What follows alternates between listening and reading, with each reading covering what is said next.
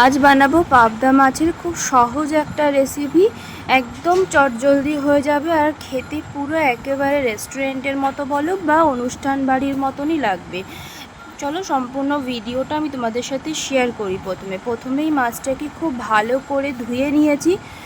আর পাবদা মাছ কাটতেও কিন্তু কোনো সমস্যা নেই, খুব তাড়াতাড়ি কাটাও হয়ে যায়। কেটে ভালো করে পরিষ্কার করে নিয়ে শুকনো লঙ্কার গুঁড়ো, হলুদ, নুন আর সর্ষের তেল দিয়ে মাছটাকে খুব ভালো করে মাখিয়ে নিয়েছি।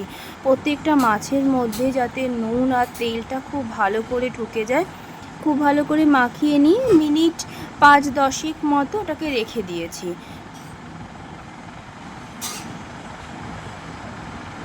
আজ দুপুরে পাবদা মাছ হচ্ছে।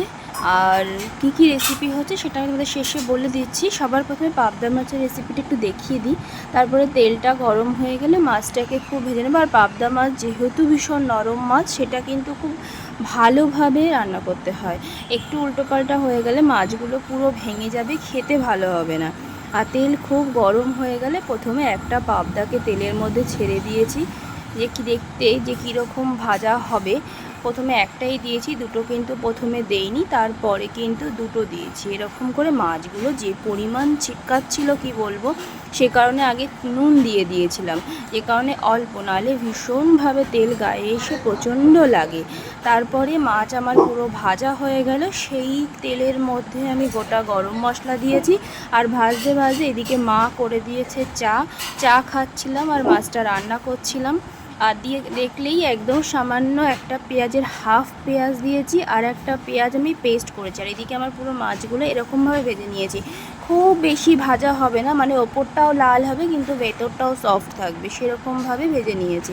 আর এইদিকে একটা আমি মশলার পেস্ট বানিয়েছিলাম, সেটা হচ্ছে একটা হাফ পেঁয়াজ আমি কাঁচা দিয়েছি, আর একটা হাফ পেঁয়াজ, টমেটো, 3 কোয়া রসুন, একটু সামান্য আদা, বাস এটাই পেস্ট করে নিয়েছি। একটু সামান্য গুঁড়ো মশলা দিয়েছি। গুঁড়ো মশলার মধ্যে একটু ধনের গুঁড়ো, একটু জিরের গুঁড়ো, সেটাও কিন্তু ওই পেঁয়াজ আদা রসুনের সাথে পেস্ট করে নিয়েছি। আমি কোনো রকম মানে কাঁচা লঙ্কা বলো, শুকনো লঙ্কা বলো, কোনোটাই কিন্তু আমি দেবো না।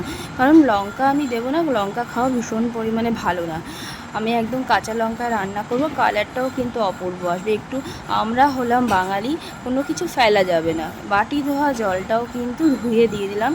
খুব ভালো করে নাড়াচাড়া করতে হবে। নাড়াচাড়া করে নিয়ে তারপরে যখন মশলা থেকে তেল একদম বেরিয়ে আসবে, মানে খুব ভালো করে মিনিট 5-10 মতো ভালো সুন্দরভাবে নাড়িয়ে নিয়েছি, যাতে মশলাটা খুব ভালো হয়ে যায়। একদম মশলা দিয়ে যখন কাঁচা গন্ধ বেরিয়ে যাবে, দেখুন এরকম পর্যায়ে আস্তে আস্তে নুন দিলাম, হলুদ দিলাম সামান্য চিনি।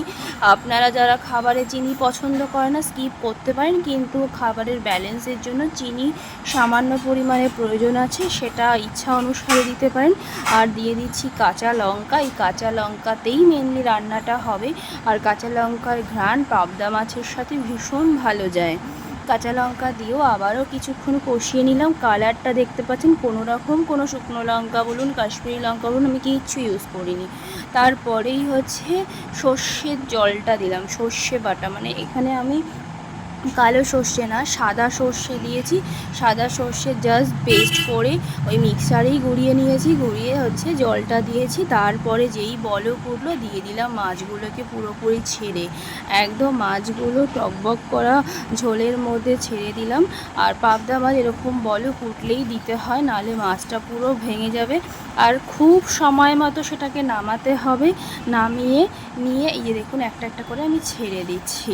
আর মশলাটাকে খুব ভালো করে কষিয়ে, আমি খুব সামান্য মশলাই দিয়েই আজকে রান্নাটা করব, কারণ খুব বেশি রিচ খাবার শরীরের জন্য একদমই মোটেই ভালো না। খুব পাতলাভাবে রান্নাটা হয়েছে, যেটা এই ঝোলটা খেলেও কোনো অসুবিধা হবে না শরীরের জন্য। বাচ্চা থেকে বয়স্ক প্রত্যেকেই কিন্তু এটা খেতে পারে।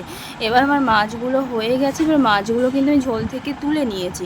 তুলে নিয়ে ঝোলটাকে আরেকটু সামান্য টানিয়ে নিয়ে তারপরেই আমি কড়াইয়ে ঝোলটা টানিয়ে নিয়েছিলাম, সেটাকে আপনাদের বললামই। এবার সেটাই হচ্ছে মাছের ওপর থেকে ভালো করে দিয়ে দিচ্ছি। এভাবে মাছের মধ্যেও মশলাটাও ঢুকে যাবে। মাছের মধ্যে কিন্তু নুন ঝাল সেটা সম্পূর্ণটাই ঢুকে গেছে। এবার ওপর দিয়ে আমি ঝোলটা দিয়ে দেবো। এতে মাছটা আরও বেশি ভালো থাকবে এবং সফট থাকবে। এই মাছটা দিয়ে যদি ফোটানো হতো, তাহলে মাছটা পুরো একদম ছাড়িয়ে যেত, দেখতে ভালো লাগতো না, খেতে একদমই ভালো লাগতো না। তো আজকে দুপুরে আমাদের মেনু হচ্ছে চিংড়ি মাছ দিয়ে কচুর মুখী, চিংড়ি মাছ দিয়ে শাপলা হয়েছিল, সকালবেলা ঘুগনি, আর এইদিকে হচ্ছে পাবদা মাছের এই রেসিপিটা করলাম। তো আমরা তো সকলে এটা দিয়ে দুপুরটাকে এনজয় করে খাওয়া দাওয়া করব। তো আপনাদের সাথে দেখা হবে অন্য কোনো ভিডিওতে। সকলে খুব ভালো থাকবেন আর ভালো খাবার দাওয়া করবেন, মন ভালো থাকবে, স্বাস্থ্য ভালো থাকবে। তো আজকে ভিডিওটা এ পর্যন্তই, টাটা সবাইকে, দেখা হবে অন্য ভিডিও।